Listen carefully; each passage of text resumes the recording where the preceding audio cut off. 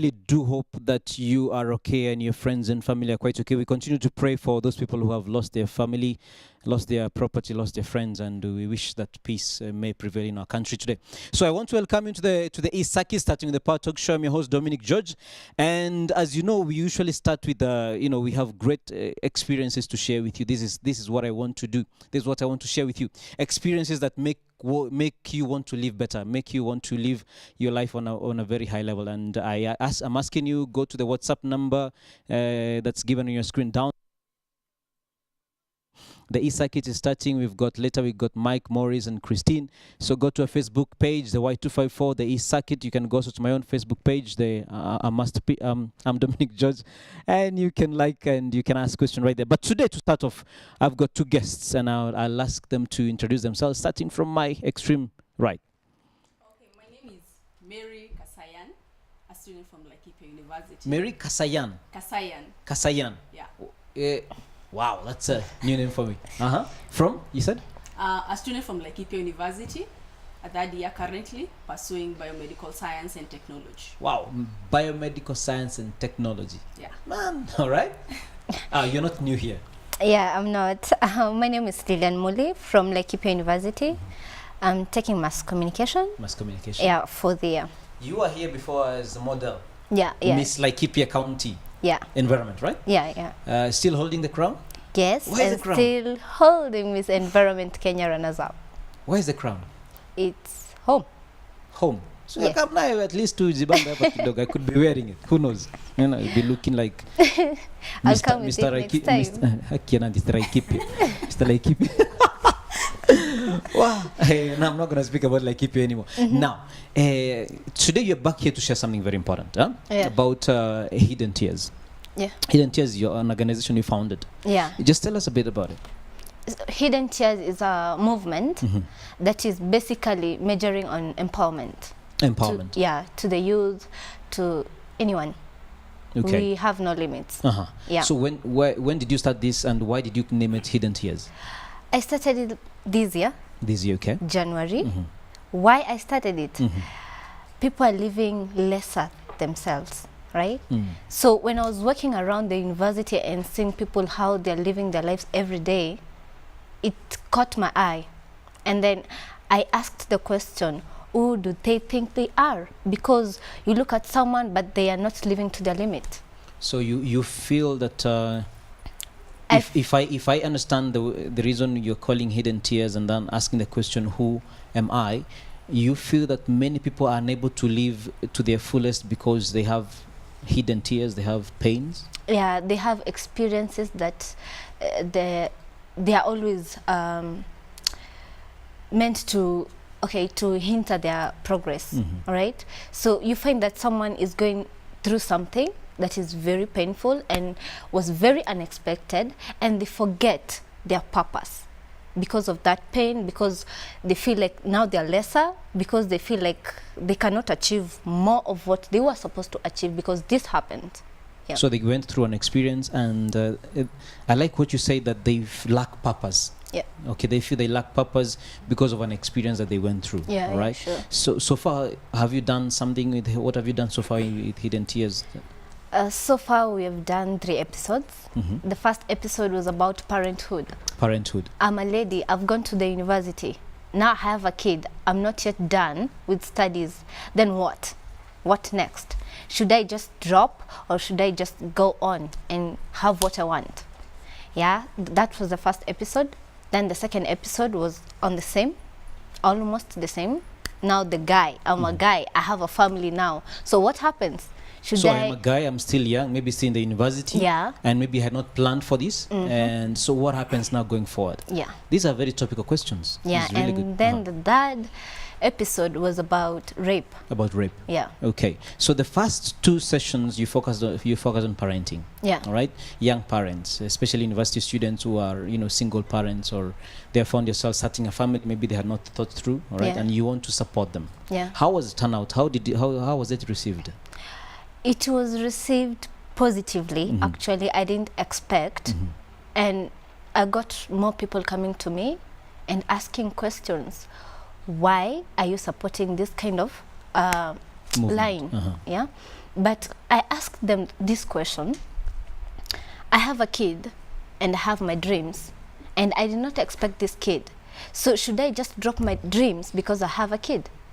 No. You can't do that. Yeah, it's something that happened and it's wrong, yes, but I must move on and live to my standards as a lady, as a man. Yeah. Now, you say that the third segment, the third episode of Hidden Tears was about rape. Yeah. And that's where I come to speak now to Mary Kasayan. I get your name right? Yeah. You had an experience of rape as a person, right? Yeah.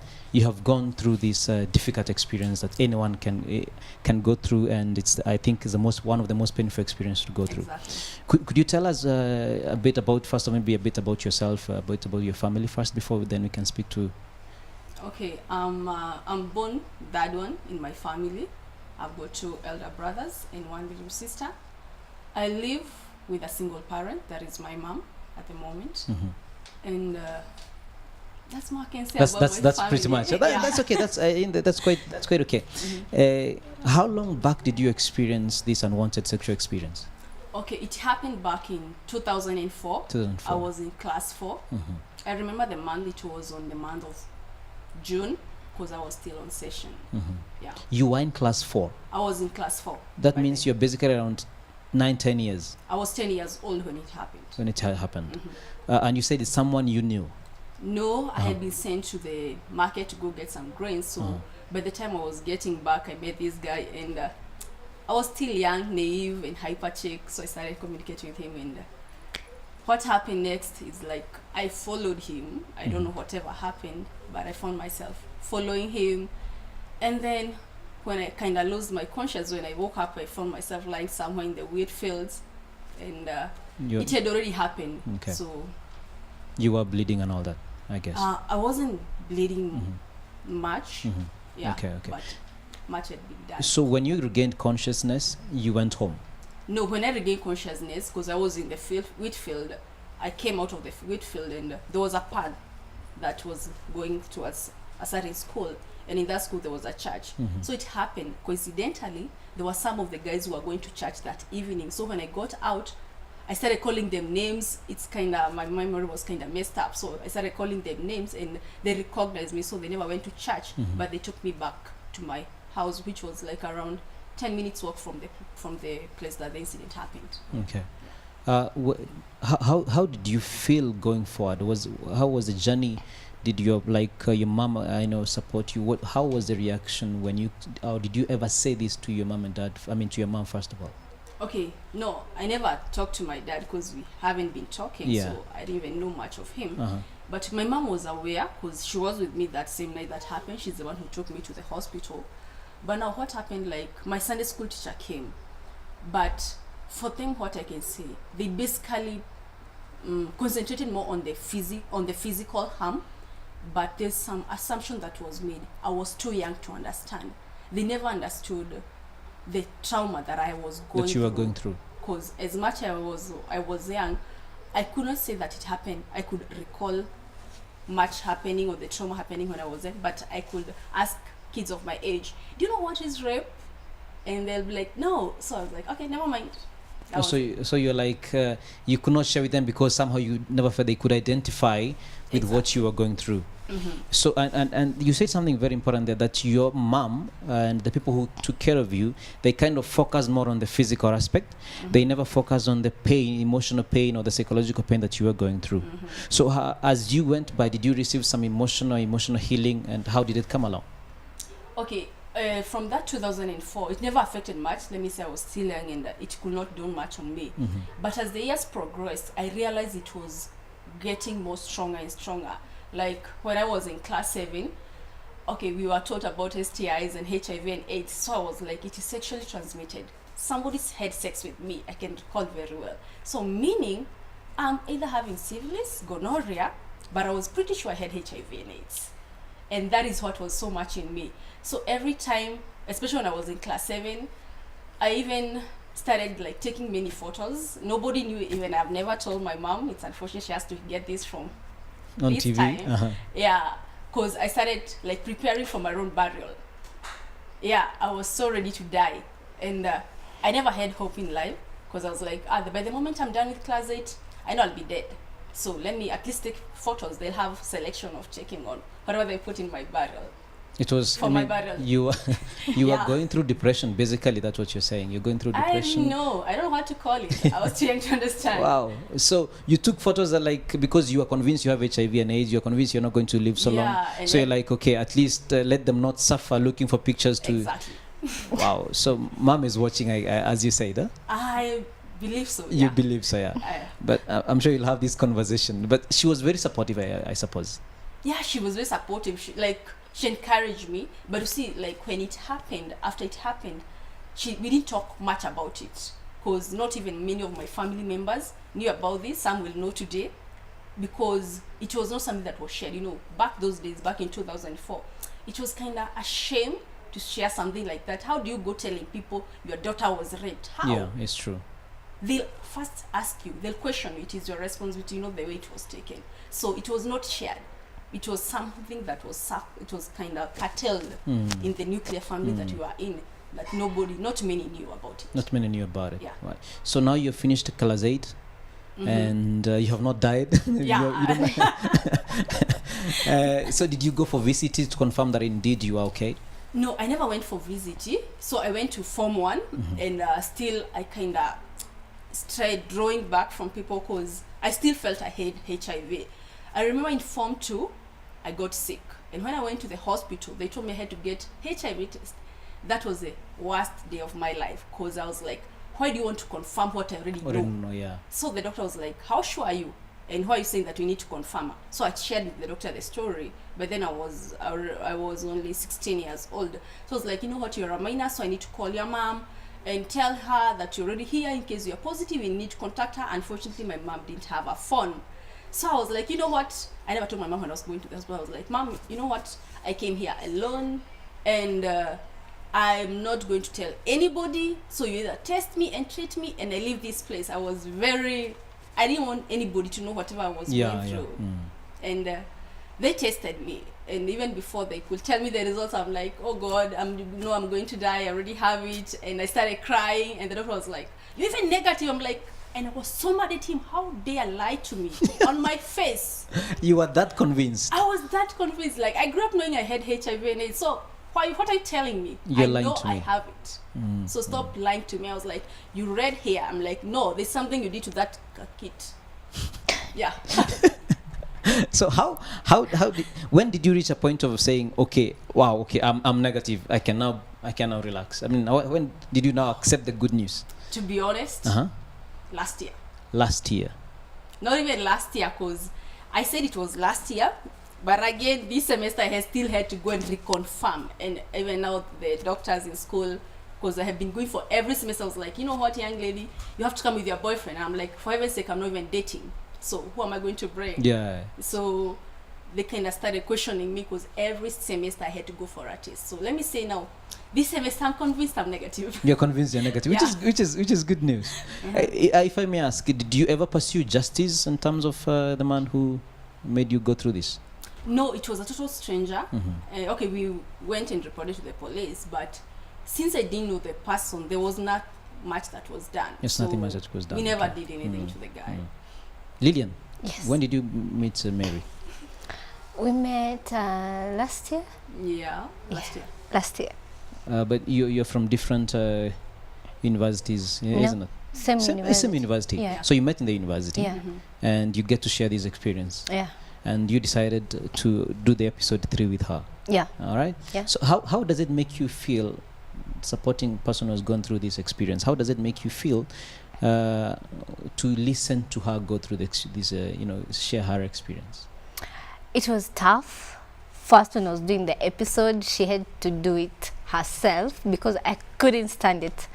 It was very tough. But after we did it and people viewed it, and I was getting positive response from people, and I was getting clients, to talk to counsel, and I think it's the most amazing thing I've done so far. I think it is, Mary. I think it is. It's an amazing thing. It's a very courageous thing to come and share your experience. I think not many people who have gone through this experience. Statistics in Kenya tell us at least 1 in 3 women in Kenya have been sexually abused in one way or the other. 1 in 3 is a huge percentage. That means a third of the Kenyan population, women, have gone through a form of sexual abuse, and 1 in 7 men, actually. So it's not just a woman thing, but of course, even though the percentage seems to be higher in the woman, 1 in 7 men have also experienced some form of sexual abuse. Now, what maybe as we wind up, how did you get to, maybe, as you grow up, you realize what you go through, and you start feeling dirty, you start feeling like you're not good enough, as she said. Maybe you start losing hope, or you feel like you're lesser than everybody else, like other people cannot identify with what you're going through. At what point did you start healing, and what contributed to this healing? I'm sure it's a process. It's not like you have reached and like, I'm good now. I'm sure there are moments, but when do you start feeling a point where I think I'm good enough actually to share this? Okay, it happened when I was in Form 1. There's a program I joined, AFS, that is American Field Study. So in Form 2, I did the interviews and I got a scholarship to go to USA for a year. So when I was there, the lady I was with identified like something was not right with me, because it happened, like it now started dawning much on me, because I couldn't watch anything to do with rape. I couldn't stand any man getting on my way, and so she kind of tried to talk me out. I shared the story with her, and I was taken to a psychiatrist for some sessions. This is in Ohio, right? Yeah, this is in Ohio. Yeah, that's where I was. So I was taken for some sessions with a psychiatrist, and it helped me to appreciate myself. Though, as much as it helped me, when I came back to Kenya, it was not yet over. Though that was the first thing. It was my first thing to share with a stranger, somebody I never knew. So when I came back, I was like, I really want to share it, but I had a fear. How are people going to take me? That's true. They have known me to be this jovial, hypertech, so how are they going to perceive me? I don't want to lose that trust with people. But to reach a point, I shared with one of a friend in university, that is Cephas Joy Rongo, who referred me to Lillian Moody. So I looked for her, and I was like, you know what? I have a story that I want to share. If you can incorporate me in your program, I wish to reach to people who have gone through the same. I know it's not going to be easy, but if I can at least try. So I was trying, I wasn't even sure. If I can at least try to help out people, it's something that will help me in my healing, because I can say that I was 100% fully healed. So I needed a way to see that I'm not alone. And let me say, it was a good turnout. So when I shared the video, like the one that we did, the episode 3, after I did it, again, it didn't mark on me. I couldn't share. She sent me the URL for the YouTube, but every time I looked at it, I'm like, no, I can't do this. I kept on lying to her, I'm sorry. I told her I've been sharing, but I never shared with anybody until like 3 weeks ago. I was like, I had to do this. Okay. So I shared with very many people. I posted in Facebook, and everyone was like, just can't believe it. So I posted in Facebook. I've been posting in my WhatsApp status like every week, every day. I have to do it, and I'm like, I'm against sexual abuse for any lady and any man. And it has helped me to realize there are very many people who have going through this, because even there are some of my friends who texted me, and they are saying, they told me the same thing happened to them when they were even younger than me. And it's something that is really happening, but there's that fear of intimidation. If I share, what will people think of me? But the moment I'm at the position that I'm in right now, I'm like, if you're my true friend, you'll accept me the way I am. It's true. And at least I'll get somebody who will be able to connect and be able to know that they are not alone in this ordeal, and it never happened to them alone. Perfect. I mean, thank you. That's amazing, and I still have to applaud you for your courage. As she said, listening to you in the first instance was difficult. Also, I mean, I'm a counseling psychologist, and I get to listen to this, but every time I listen to it, and I see people like you who are able to share it with people, with the viewers, with people who are listening to you. I mean, this is really courageous, and I have to say you're my hero. You're doing something that's absolutely amazing. And just as you close up, what would you tell maybe a person who has gone through this experience and has hidden tears, is crying alone and feeling alone, or feeling without support? What would you say to them as we close up this segment? Okay, what I'd like to tell that person, that they are not alone. And it was not their mistake, it was not their location, it was not their dressing code, it was not their race, it was not their gender that caused the incident to happen, but it's their salient mistake. And they should never feel guilty. I grew up with guilt, and that's the thing that made me to take longer to heal. So what I will wish to say is that, kindly, if you're out there listening to me or watching me, don't feel alone. I was there, I'm still there. I'll be lying to you if I say that I'm 100% healed. Maybe I'm 90%, maybe, and we are together in this. You can fight it, you can overcome it, because the trauma causes you to draw back. Every time you want to make a step, you feel you're not worth the step, but you're much more worth than what you think. And also to parents and to the community, it's not wrong. You should not feel ashamed that your daughter have gone through the same, or your friend has happened to go through the same incident. Once it has happened, what really matters is the moral support to that person. It works miracles in the process of helping that person to heal. So it is never your mistake, I will repeat again, and it's not the location or even where the place that you are in. Take courage. We are together in this. We have been there, and we are still trying to move out of it. Perfect. Yeah. Thank you so much. Lillian, some final words? Yeah, so I would like to say this before I say what I have to say. Hidden Tears is open for everyone who wants to share, and we keep secrets, and we listen, and we talk to people who need someone to talk to. Perfect. Yeah, and anytime. Anyone can approach you. Anyone can approach me. Are you on social media? Yeah, on social media, Instagram, Facebook, and YouTube. YouTube Hidden Tears Kenya, Facebook Hidden Tears. Perfect. So anyone who is watching this program, I would love to tell them that we were born with a purpose and a duty for ourselves and the people around us and our country. And we can't just always think about what is happening that is negative. We'll have to think about the positive and appreciate everything that is happening. Perfect. Because I'd like to give a verse from Galatians chapter 4, the last verse. It talks of a bond woman and a free woman. And then it says, we are not supposed to hold ourselves into problems that are not necessary, because we were born from a free woman. So you are free, and get yourself out of anything that is holding you back and meet your destiny. Because for this world to be better, and for Kenya to be better, and for yourself and your family, you need to stand up and face it. Perfect. Yeah. Thank you for that. Thank you for that powerful sharing. Thank you so much. Lillian, thank you for what you are doing with Hidden Tears, helping people to share their stories, to regain their purpose, to regain their worth. I think that's amazing. Continue doing it. It's going to be tough. You're going to hear stories, but continue doing it. Yeah, thank Mary? you. Okay. You have... Oh, you want to say something else? Okay. Very brief, huh? I'm being told to close up. Yeah, and also if you're going through the same, I won't mind if you could reconnect with me for my Facebook. Mary Kasayan is my name. You can inbox. We can always connect. Mary Kasayan is your name on Facebook, and someone can message, they inbox you, and you can be able to help her. Okay. Yeah. Thank you so much, Mary Kasayan, for sharing with us your story. It's a story of courage, but at the same time, it's a story of hope for many people, I'm sure, who are watching you. And thank you again for making time to come to my show. Thank you too. I want to thank Lillian and Mary for being on the show. I hope you have been inspired. I hope you have learned something for what they have said. And I hope you can be a person who can share the hope as they have done and make a difference wherever you are. We're going to take a short break. We're going to be back with the final segment, and we're going to be sharing the story. Are university students prepared for life after the university? Don't go away.